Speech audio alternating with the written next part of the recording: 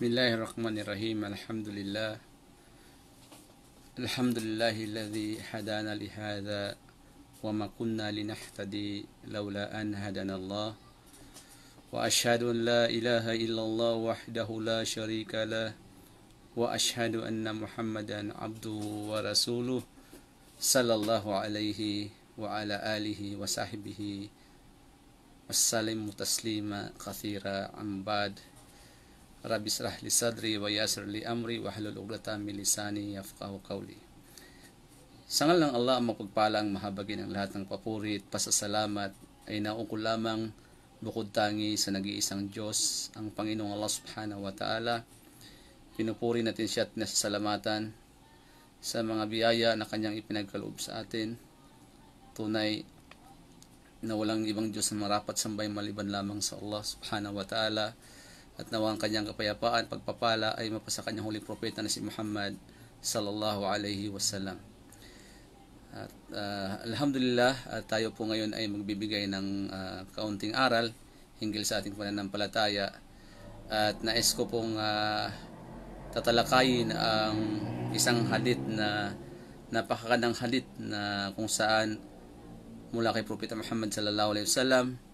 Ito ay patungkol sa buhay ng isang mu'min o patungkol sa buhay ng isang mananampalatayang Muslim, na kung saan sinabi ni Propeta Muhammad sallallahu alaihi wasallam,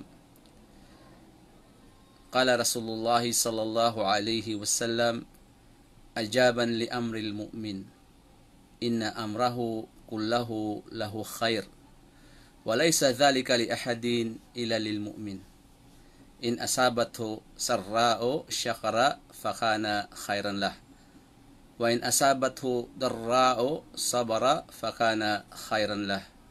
Rawahu Muslim. Ang hadith na ito, mga mahal na kapatid sa pananampalatayang Islam,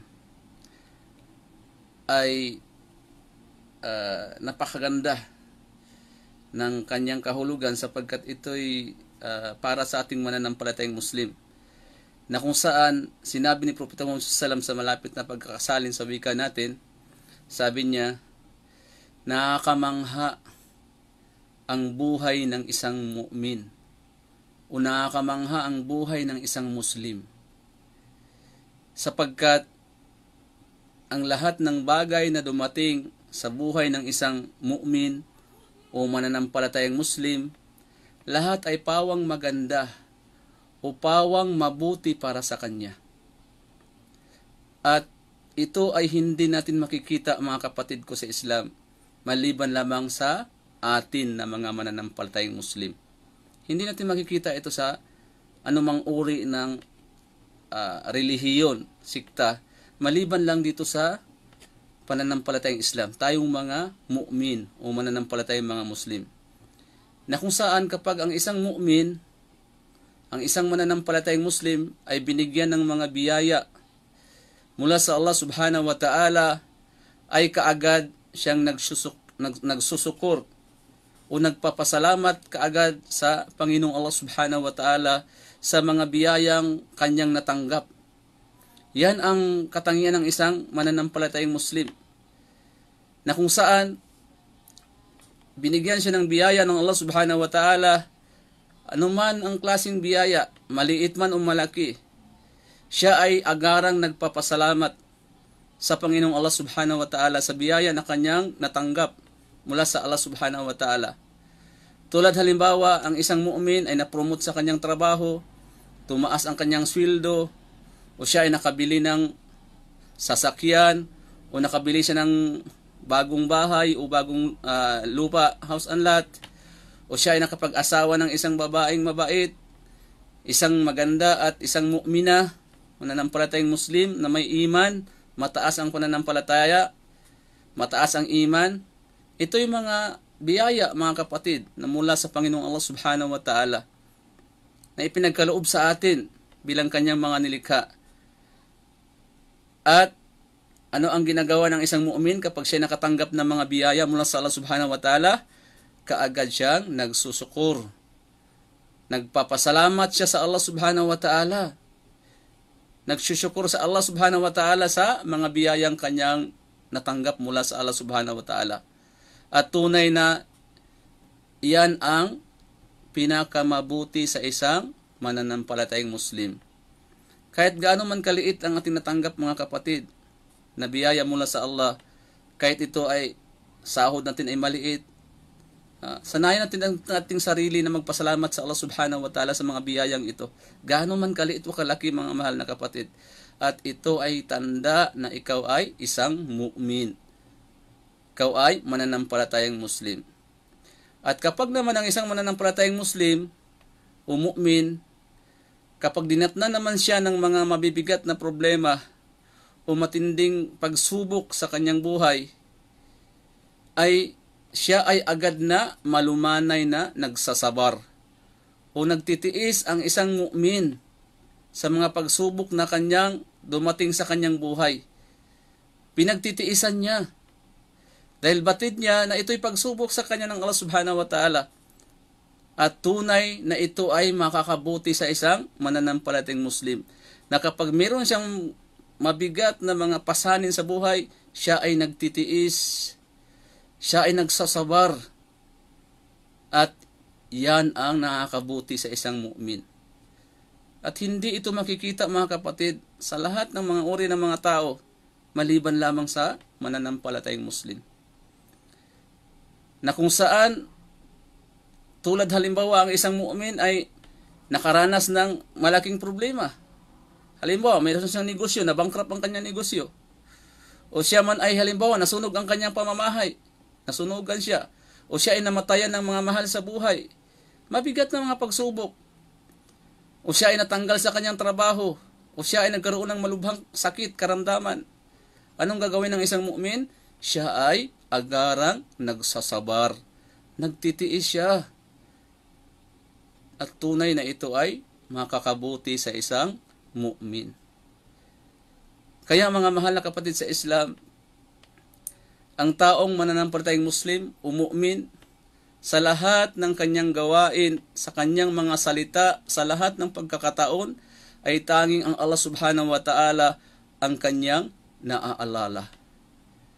Kapag ganon ang ginagawa ng isang mu'min, lahat ng bagay, lahat ng mga pagsubok, mga sakuna, basta inaalala niya palagi ang Allah subhanahu wa ta'ala, magkakaroon siya ng pagtitiis. Dahil alam niya na ito ay pagsubok sa kanya ng Allah subhanahu wa ta'ala. At kabilang ito sa paniniwala natin na tadhana, itinadhana sa atin ng Allah subhanahu wa ta'ala, kaya ang isang mu'min ay nagsasabar siya o nagtitiis siya. Kaya mga mahal na kapatid sa Islam, tayo po ay magpapasalamat sa Allah subhanahu wa ta'ala sapagkat tayo ay kanyang ginabayan sa kanyang relihiyong Islam. At ginawa niya tayong mga mananampalatayang Muslim. Wala nang iinam mga kapatid ko.